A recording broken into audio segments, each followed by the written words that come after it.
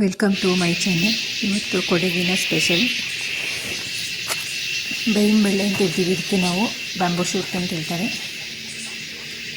ಬಿದಿರಿನ ಚಿಗುರು, ಇದನ್ನು ಸಿಪ್ಪೆ ಇರುತ್ತೆ, ಸಿಪ್ಪೆನೆಲ್ಲ ನೀಟಾಗಿ ತೆಗೆದುಬಿಟ್ಟು ವಾಶ್ ಮಾಡ್ಕೊಳ್ಬೇಕು. ವಾಶ್ ಆದ ನಂತರ ಈ ರೀತಿ ಇರುತ್ತೆ. ಇದನ್ನು ಚಿಕ್ಕ ಚಿಕ್ಕದಾಗಿ ಕಟ್ ಮಾಡ್ಕೊಳ್ತಾ ಇದ್ದೀನಿ ನಾನು. ಹೊಸದಾಗಿ ವಿಡಿಯೋ ನೋಡೋರು ಸಬ್ಸ್ಕ್ರೈಬ್ ಮಾಡಿಕೊಂಡು ವಿಡಿಯೋಗೆ ಸಪೋರ್ಟ್ ಮಾಡಿ.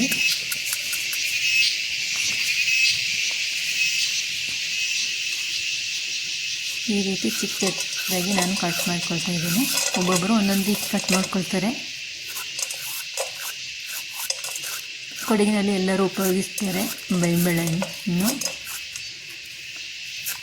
ಮಾರುಕಟ್ಟೆಯಲ್ಲಿ ಸಹ ಮಾರಾಟಕ್ಕೆ ಲಭ್ಯವಿರುತ್ತೆ.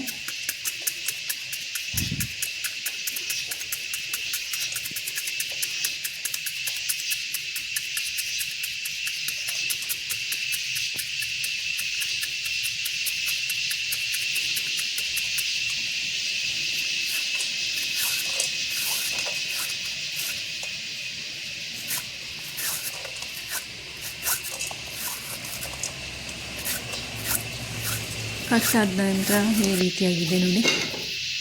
ಎಲ್ಲವನ್ನು ಕಟ್ ಮಾಡಿದ್ದೇನೆ ನಾನು. ಈ ರೀತಿಯಾಗಿದೆ. ಇವಾಗ ಇದಕ್ಕೆ ನಾನು ನೀರು ಹಾಕಿ ಇಡ್ತೇನೆ. ಮುಳುಗುವಷ್ಟು ನೀರು ಹಾಕಿದರೆ ಸಾಕಾಗುತ್ತೆ.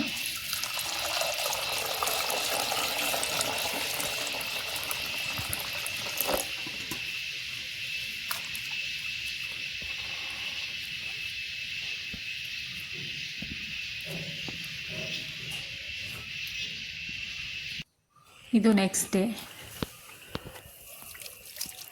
ಇದನ್ನೆಲ್ಲ ಇವಾಗ ನೀಟಾಗಿ ನಾನು ನೀರಿನೆಲ್ಲವನ್ನು ಹಿಂಡ್ಕೊಳ್ತೇನೆ. ಈ ನೀರನ್ನು ಉಪಯೋಗಿಸಬಾರ್ದು, ಚೆಲ್ಲಬೇಕು.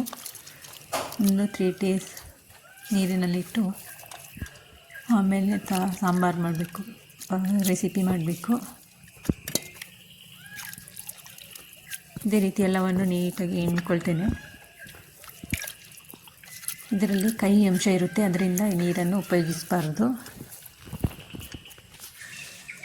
ಹಿಂಡಿಯಾದ ನಂತರ ಈ ರೀತಿಯಾಗಿದೆ. ಇವಾಗ ನಾನು ಇದಕ್ಕೆ ಬೇರೆ ನೀರು ಹಾಕಿ ಇಡ್ತೇನೆ, ಹೊಸ ನೀರು.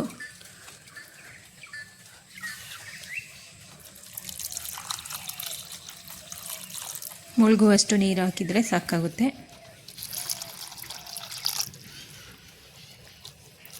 ಅದರ ನೆಕ್ಸ್ಟ್ ಡೇ ಚೆನ್ನಾಗಿ ನಾನು ಬೇಯಿಸ್ಕೊಳ್ತೇನೆ.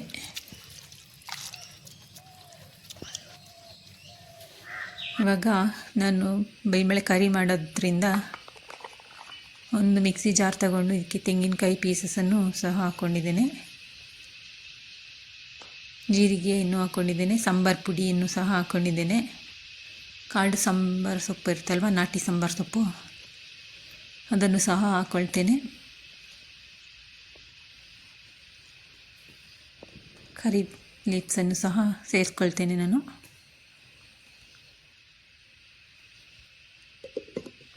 ನೈಸಾಗಿ ಮಿಕ್ಸಿ ಮಾಡ್ಕೊಳ್ತೇನೆ.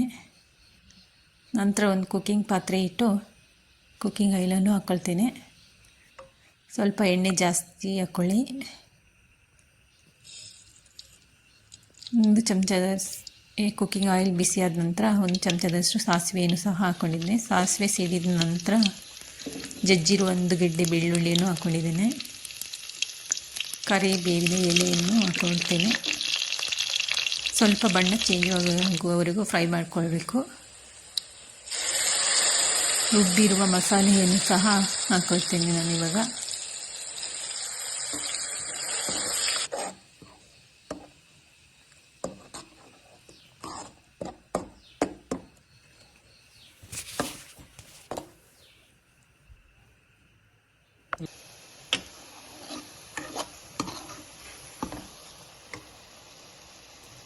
ಇವಾಗ ಮೊದಲೇ ಬೇಯಿಸಿಟ್ಟಿರುವಂತಹ ಬೇವಿನಬೆಳ್ಳೆಯನ್ನು ಸೇರಿಸ್ಕೊಳ್ತಾ ಇದ್ದೇನೆ. ಇದಕ್ಕೆ ನಾನು ಉಪ್ಪು ಮತ್ತು ಕೆಂಪು ಮೆಣಸಿನ ಪುಡಿ, ಅರಿಶಿಣದ ಪೌಡರ್ ಹಾಕಿ ಚೆನ್ನಾಗಿ ಬೇಯಿಸ್ಕೊಂಡು ಇಟ್ಕೊಂಡಿದ್ದೇನೆ. ಅದನ್ನು ಸೇರಿಸ್ಕೊಳ್ತೇನೆ ನಾನೀಗ. ಎಲ್ಲವನ್ನು ನೀಟಾಗಿ ಮಿಕ್ಸ್ ಮಾಡಬೇಕು ಮಸಾಲೆಗಳ ಜೊತೆ.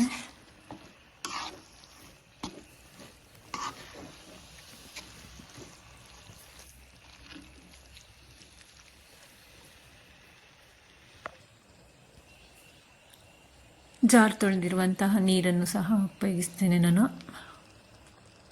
ಇವಾಗ ಸ್ವಲ್ಪ ನೀರನ್ನು ಸಹ ಆ್ಯಡ್ ಮಾಡ್ತಾ ಇದ್ದೇನೆ.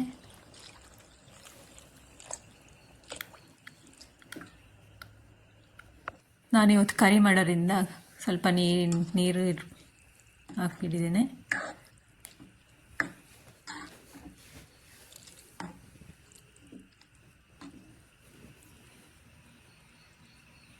ಇನ್ನೂ ಬೇಕಾದರೆ ನೀರು ಹಾಕ್ಕೊಳ್ಬೋದು. ನಾನು ಇಷ್ಟು ಹಾಕ್ಕೊಂಡಿದ್ದೇನೆ, ಸಾಕಾಗುತ್ತೆ ಅಂತ.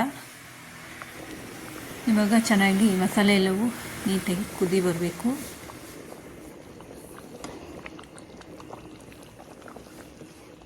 ನಮ್ಮ ಕೊಡಗಿನ ಅಕ್ಕಿ ರೊಟ್ಟಿ ಜೊತೆ ಒಳ್ಳೆ ಕಾಂಬಿನೇಷನ್ ಆಗಿರುತ್ತೆ. ನೀವು ವರ್ಷಕ್ಕೊಮ್ಮೆ ಆದರೂ ಸಿಕ್ಕಿದರೆ ಉಪಯೋಗಿಸಿ, ತುಂಬಾ ಒಳ್ಳೆಯದು. ಫೈನಲಿ ಈ ರೀತಿ ರೆಡಿ ಆಯಿತು ನಮ್ಮ ಬೈಂಬಿಳೆ ಕರಿ. ನೋಡಿ, ಸೂಪರಾಗಿರುತ್ತೆ. Thank you for watching. ಎಲ್ಲರಿಗೂ ಬಾಯ್.